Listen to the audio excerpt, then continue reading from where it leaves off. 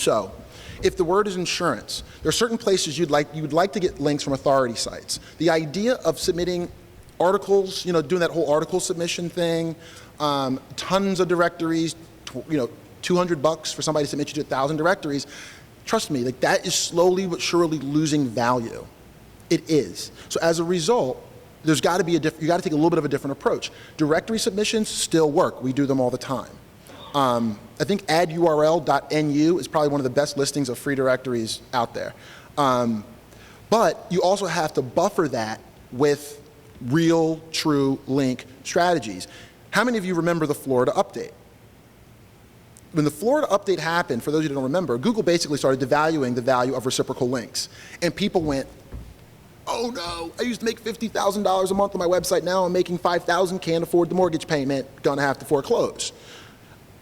That's a problem. That's why when you do SEO, for those of you that are doing it yourselves, or even for those of you that are using someone else to do it, listen to how much they talk about the algorithm. Doesn't really matter that much to keep on top of the algorithm. There are people, some of whom I've met today or yesterday, who say, well, I subscribe to the patent updates for Google because I want to know what they're doing in their patent. I don't. And I have been able to, at times, achieve some great rankings that are very competitive without doing that. Why? Because if you stay totally above board and don't try to find little holes in their algorithms, then your strategy will always work. We rank traditionally top 10 for words like SEO consultant, search engine optimization consultant, etc. on Google. But yet I haven't updated my site in 8 months to try to target that stuff. It's about creating things that people wanted to link to. And has Google come out with patents since then? Yeah, but I didn't have to look at them. Why? Because our site is built around a theme about SEO consultation or whatever. And we get links from other people because we develop things that they see of value. So this whole idea of submitting to 1,000 directories that have the word SEO consultant, we didn't do that. We developed something that people wanted, and as a result, people linked to it. So coming back to this tool, if you're looking to get links from authority sites, here's Wikipedia, for instance. For those of you that don't know, stop wasting your time working on Wikipedia links for now, because they're all no-followed. So there's no real value from a link perspective. If there's value from a traffic perspective, do it. But I know sometimes working within Wikipedia can be really tough because people aren't letting things in, it's a commercial link or whatever, there's nothing newsworthy, so don't waste too much time. So if you want to really start narrowing this graph down, the easiest way to do it is to click on one of them, right-click, and under graph, say hide selected. So now we've just taken Wikipedia out. So what you do over time is you start to narrow down the ones where you actually might have an opportunity to get a link from. This is also a great way to look at sites that you might be competing with, to say, are they getting any top quality links from authority sites? And if it's an authority site, are they listing companies that do what you do, so you can go and say, hey, for your users, it might make more sense for you to have a more comprehensive list. Here's 3, 4, or 5 links, not just one that's yours, because they're going to know that you're doing it for SEO.